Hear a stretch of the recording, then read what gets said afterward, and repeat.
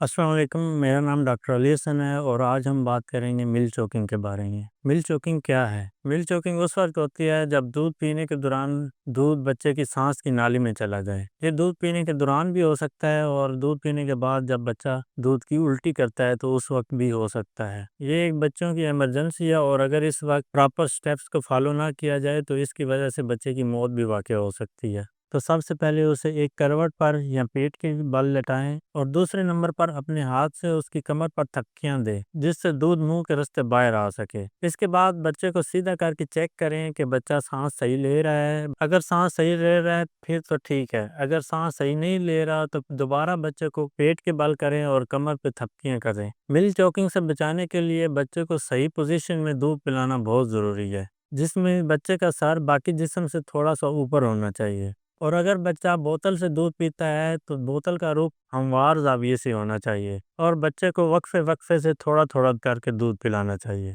شکریہ۔